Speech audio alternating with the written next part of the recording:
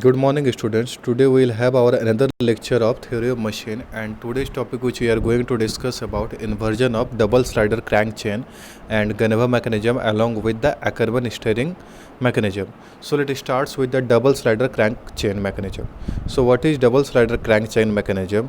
Here I have written a simplest line, that is the kinematic chain which consists of two turning pairs and two sliding pair is known as double slider crank chain. मतलब एक kinematic chain जिस पे दो turning pair और दो sliding pair होगा, उस प्रकार का जो आपका अरेंजमेंट होगा उसको हम लोग क्या बोलेंगे, double slider crank chain.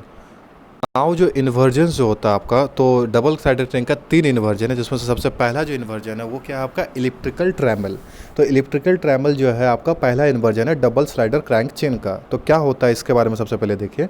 Electrical trammel is an instrument use for drawing ellipses. ये एक प्रकार का इंस्ट्रूमेंट होता है जिसका इस्तेमाल हम लोग इलिप्स को ड्रॉ करने के लिए करते हैं। Electrical trammel also known as trammel of Archimedes is use to draw the ellipse of various sizes. अलग अलग साइज का इलिप्स को ड्रॉ किया जाता है इसके मदद से। Electrical trammel is an inversion of double slider crank chain in which there are two sliding pairs and two turning pair. इसमें दो स्लाइडिंग पेयर है और दो टर्निंग पेयर है, जैसा फिगर में आपको दिखाया गया है। And in which there are two sliding pairs and two turning pair. Slider one that is link 4, आप देख सकते हो यहाँ पे slider 1 that means the link 4, this one is the slider 1। Link 4 moves vertically, ये आपका क्या होगा, वर्टिकली मूव करेगा, मतलब अप एंड डाउन ही मूव कर सकता है। और दूसरा है जो while the slider 2 link 2 moves horizontally, ये क्या होगा, जो लिंक 2 है ये आपका हॉरिजेंटली मूव करेगा।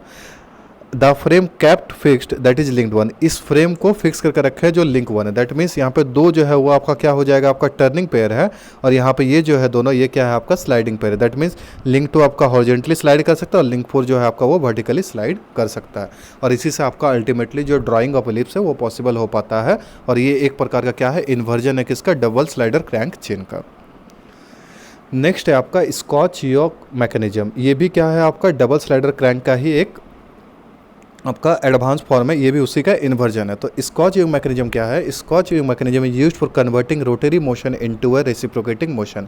ये क्या करता है, रोटरी मोशन को रेसिप्रोकेटिंग मोशन में कन्वर्ट करता है। The inversion is obtained by fixing either the link 1 और लिंक 3। आप देख सकते हो इसका जो मोशन है ये क्या करता है, मेनली रोटरी को रेसिप्रोकेटिंग मोशन में कन्वर्ट करता है। और इसका इन्वर्जन को तभी फिक्स कर सकता है either fixing the link 1 that means this link और दिस लिंक, ये दोनों में से किसी भी एक लिंक को फिक्स करके हम लोग इसका मैकेनिज्म को ऑब्टेन कर सकते हैं।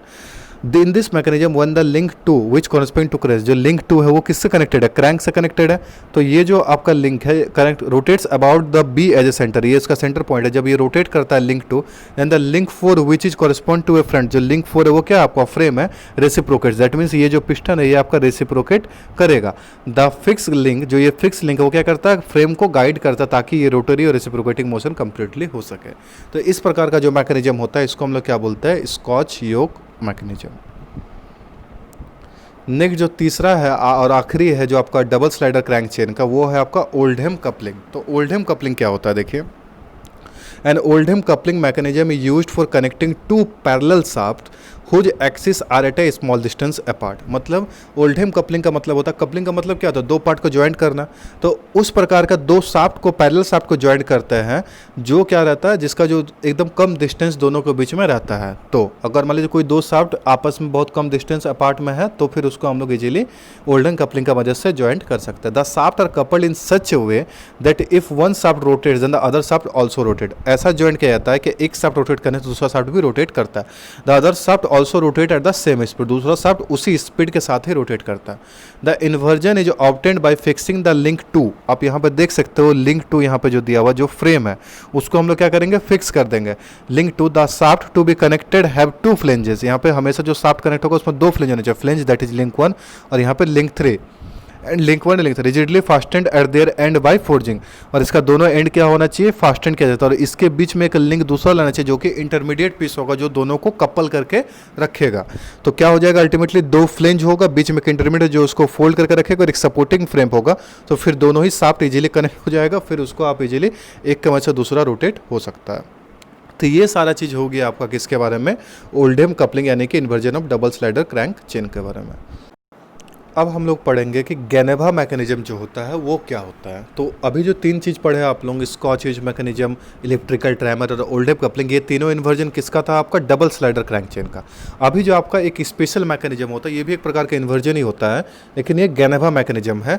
इसका इस्तेमाल कहाँ होता है और कैसे किया जाता है? तो देखिए, द गेनेवा ड्राइव और Maltese cross is a gear mechanism that translates a continuous rotation into intermediate rotary motion. एक कंटिन्यूस रोटेशन को इंटरमीडिएट रोटरी मोशन में ये कन्वर्ट करता है। ठीक है, तो मतलब ये रोटेशन से ही rotation, but continuous to intermediate, मतलब जो कंटिन्यूसली फ्री कर रहा है उसको रोक रोक के रोटरी मोशन में कन्वर्ट करता है। इस प्रकार का मैकेनिज्म को हम लोग क्या बोलते हैं? Geneva mechanism. The rotating drive wheel has a pin, आप देख सकते हो यहाँ पे एक पिन बना हुआ, जो रोटेटिंग व्हील ड्राइव में एक पिन होता है, that reaches into A slot, ये जो स्लॉट्स बना हुआ है स्लॉट्स में रीच करता है वो। अब द ड्राइवन व्हील, ये ड्राइवन व्हील हो गया आपका गेनेवा व्हील जो है, ये ड्राइवर व्हील हो गया, ये गेनेवा व्हील या फिर ड्राइवन व्हील बोलिए उसको। Advancing it by one step, एक एक स्टेप बाय जो पिन होता है वो क्या करता है? एक एक स्टेप में जाता है और एक एक एंड पे वो क्या करता है? स्लॉट्स पे जाके वो रुकता है। The drive wheel also as a rest circular blocking disc, जो ड्राइव व्हील होता है उसमें एक रेस्ट सर्कुलर जो ये ब्लॉकिंग व्हील आप यहाँ से देख सकते हो, has a that locks the driven wheel in position between step, जो क्या करता है आपका? ड्राइवन व्हील को अलग पोजीशन पे जाके एक एक बाद में स्टॉप कर देता है, मतलब एक एक पोजीशन पे जाके उसको क्या करता है? आपका लॉक करता है। अब हम लोग जानेंगे उसका मैकेनिज्म पार्ट पे, मतलब वर्किंग क्या होता है गेनेवा के। यहाँ पे ये जो आपका चारों देखिए यहाँ पे अलग अलग टाइप का अरेंजमेंट्स बनाया हुआ, मतलब वो जो पिन जो है उसका लोकेशन कैसे कैसे, देखिए यहाँ पे अभी पिन है, फिर देखिए ये पिन इंटर किया अंदर, फिर देखिए वो रोटेट करके यहाँ तक पहुँचा, फिर उसको दो, फिर बाहर आ गया, फिर दूसरा जगह पे अटैक किया। तो इसी प्रकार से आपका ये जो पिन है ये अलग अलग जो आपका स्लॉट्स उसमें जा जाके आपका, और उसी के अकॉर्डिंग जो ड्राइवर व्हील है वो पोजिशन को क्या करता है? लॉक करता है। ठीक है, तो इसी प्रकार से वो होल अरेंजमेंट जो हम अभी बताए उसी का ये एक फिगर दिखाया हुआ है। In the most common arrangement the driven wheel has 4 slots, जो सबसे कॉमन अरेंजमेंट रहता है, जैसे कि इसमें आप देख सकते हो ना, 1 2 3 4, इसमें भी 1 2 3 4, सारा में 4 स्लॉट्स है। तो सबसे जो कॉमन अरेंजमेंट उसमें 4 ही स्लॉट्स का बना हुआ रहता है। 10 advantage by 1 step of 90 degree, तो 4 स्टेप है तो 360 बाई अगर हम लोग 4 कर देंगे तो वो क्या देगा? ईच 90 डिग्री देगा। तो इसीलिए क्या लिखे हम? By 1 step 90 degree for each rotation of drive wheel. But if the driven wheel is an number of slot, मतलब 4 से ज़्यादा कुछ भी हो, तो हम लोग उसका एडवांस को कैसे निकालेंगे? 360 डिग्री बाई एन, मतलब अगर 5 है तो 360 बाई 5, 6 है तो 360 बाई 6, और उसी के अकॉर्डिंगली उसका जो होगा आपका जो आपका डिग्री जो होगा वो उतने ही डिग्री बाद एडवांस करेगा। अगर 5 होगा तो कितना हो जाएगा यहाँ पे? तो 75 डिग्री के अकॉर्डिंग, मतलब जिस प्रकार का आपका नंबर ऑफ स्लॉट्स होगा उसी के अकॉर्डिंग वो डिग्री एडवांस करेगा। ठीक है, नेक्स्ट आता है Geneva are also combined with variety of other mechanism, ये और भी अदर मैकेनिज्म के साथ कंबाइन होता है, जैसे 4 बार लिंकेज के साथ ये कनेक्ट हो सकता है, क्लच ब्रेक कम्बिनेशन के साथ, non circular gear et cetera to modify the motion curve and dual motion rotation obtain from pure Geneva. मतलब जो एक्चुअल गेनेवा मैकेनिज्म उसमें बहुत सारा फेलियर्स होता है, तो ये क्या करता है आपका अलग अलग मैकेनिज्म के साथ कनेक्ट होकर वो अपना जो डिसएडवांटेज या फिर जो भी फेलियर्स होता है उसको रेक्टिफाई कर लेता है। तो अल्टीमेटली ये हो गया ओवरऑल मैकेनिज्म हो गया गेनेवा का। अब आते हैं एडवांटेजेस क्या होता है गेनेवा मैकेनिज्म्स का। तो देखिए यहाँ पर गेनेवा मैकेनिज्म का जो एडवांटेजेस है, Geneva mechanism may be the simplest and least expensive of all intermediate motion mechanism, सबसे लिस्ट एक्सपेंसिव होता है, सबसे सिंपलेस्ट मॉडल होता है। They come in wide variety of sizes ranging from those used in instrument to those machine tools to index simple spindle carrier weighing several tones.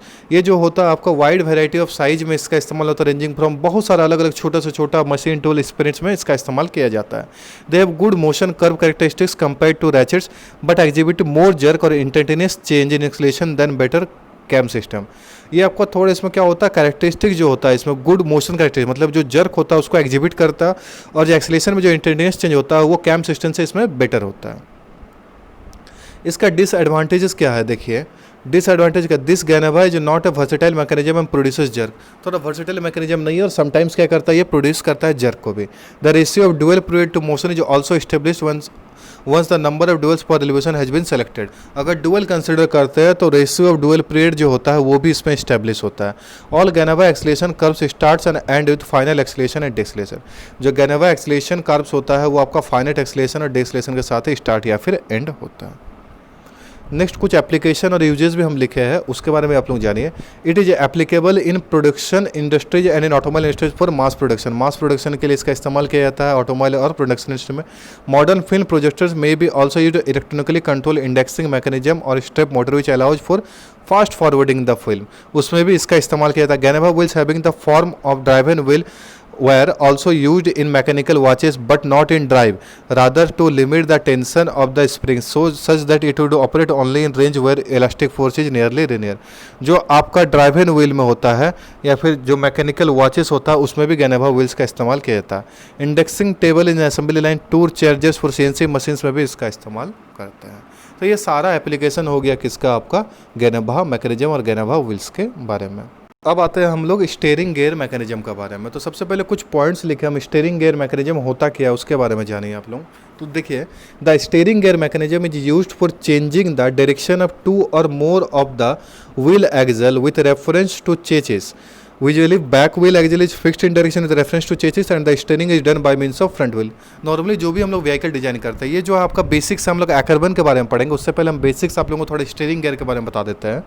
तो क्या है आपका स्टीयरिंग गियर जो होता है, जनरली जो आपका स्टीयरिंग कंट्रोल होता है वो फ्रंट एक्सल से होता है, बैक एक्सल से जनरली नहीं करते. When the vehicle takes turn then the front wheel along with respective axle turns about corresponding pivoted point.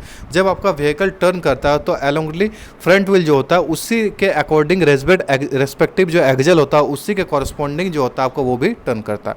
Also the back wheels remain straight and do not turn. जो back wheels होता है वो भी straight रहता है, do not turn. Therefore steering is done by means of front wheels only. तो इसी कारण से जो स्टीयरिंग जो होता है ऑपरेशन वो फ्रंट व्हील से ही होता है.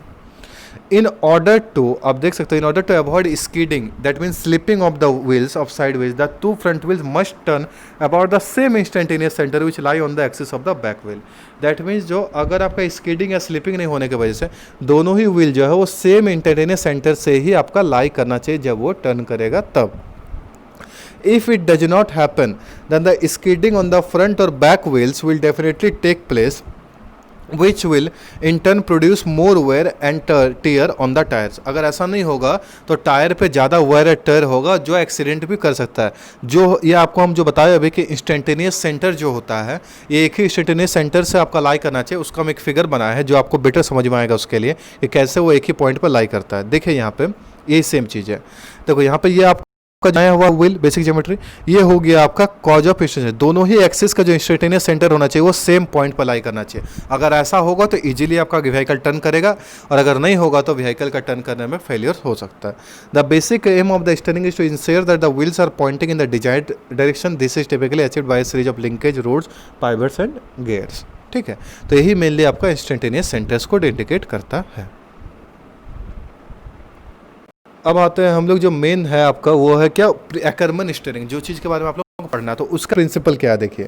एक्करमन steering geometry is a geometric arrangement of linkage in the steering of a car और other vehicle design to solve the problem of wheel on the inside and outside of a turn needing to trace out circle of different radius. तो आपका अलग अलग जो radius होता है circles का उसको ट्रेस आउट करने के लिए एक्करमन एक स्टीयरिंग मैकेनिज्म बनाया है जिससे कोई भी व्हीकल कार में या फिर कोई भी व्हीकल में इजीली हम लोग स्टीयरिंग पर्पस को कर सकते हैं डिफरेंट रेडियस के साथ में भी. यहाँ पे वही चीज़ लिखे हम, problems of wheel on the inside and outside turn needing to trace out circles of different radius. अलग अलग टर्न करते हैं तो हम लोग तो हर एक टर्न के लिए हमको अलग अलग एंगल में गाड़ी को टिल्ट करने की जरूरत नहीं, इजीली वो एक बैलेंसिंग हो जाता है. और स्टीयरिंग मैकेनिज्म वैसा बनाया गया है कि जिससे वो इजीली उतना एंगल में आपका व्हील जो होता है उसको टर्न करता है जिससे आपका बिना किसी फेलियर के भी आप लोग गाड़ी इजीली टर्न हो जाता है. ठीक है, तो यही उसका एक बेसिक अरेंजमेंट बनाया गया है जो चीज़ एक्करमन ने बताया है. देखिए यहाँ पे ये आपका हो गया बैक एक्सल, ये हो गया आपका फ्रंट एक्सल. यहाँ पे हम पॉइंट दे दिए ABCD जो आपका डिफरेंट जो आपका जैसे कि ये एक व्हील है तो व्हील के एंगल्स को दिखाएगा. ऐसा करके देख लो यहाँ पे ये बनाया हुआ है, ये बनाया हुआ है, तो वही एंगल्स को दिखाया. अब क्या व्हीकल आपका लेफ्ट टर्न ले रहा है, यहाँ पे एरो पर डोंट किए हम. When the vehicle moves along a straight path then the longers link AB and CD are parallel. जो आपका लॉन्गर लिंक है ये AB और ये CD आपका पैरेलल रहेगा. And the centre link BC and AD यानी कि ये BC और AD जो है are equally incline to the longitudinal axis of the vehicle. Longitudinal axis है तो इक्वली इंक्लाइंड रहेगा जब हम लोग स्ट्रेट लेंगे. लेकिन when the vehicle moves left the position of the gear is shown by the dotted line. जैसे ही आपका व्हीकल टर्न लेगा तो ये जो डॉटेड लाइन दिखाया है दैट मीन्स वो एक कंटिन्यूस इंस्टेंटेनियस सेंटर बनाएगा दोनों ही एक्सिस यानी कि दोनों ही पॉइंट और दोनों ही कॉमन इंस्टेंटेनियस सेंटर से ही दोनों ही व्हील का जो आपका एक्सिस है वो पॉइंट लाई करना चाहिए, तभी जाके ये इजीली आपका विदाउट एनी ट्रेसिंग आपका टर्न करेगा। तो वही मैकेनिज्म एकरमैन जो स्टीयरिंग मैकेनिज्म में दिया है, इसी चीज़ के बारे में बताया है कि जब आपका व्हील टर्न करता है तो मेनली आपका स्टीयरिंग एकरमैन के अकॉर्डिंग जो मैकेनिज्म है उससे क्या होता है, दोनों ही व्हील का जो आपका एक्सिस होता है वो कॉमन इंस्टेंटेनियस सेंटर से ही लाई करता है। तो ये आपका ओवरऑल ओवरव्यू हो गया एकरमैन के बारे में। आई होप आप लोगों को आज जो भी चीज़ पढ़ा है, जैसे डबल क्रैंक चेन के बारे में 3 चीज़ था, स्कॉच मैकेनिज्म, इलेक्ट्रिकल टर्नर और आपका ओल्डहम कपलिंग, फिर आप लोग ग्रैमर मैकेनिज्म पढ़े और अभी एकरमैन के बारे में, ये सारा चीज़ समझ में आ गया। लेकिन नॉनदलेस अगर आप लोगों को किसी भी पॉइंट पे किसी भी तरीके का डाउट होता है, you can freely ask me. So I am ending my session for today. Thank you for your attention in the class.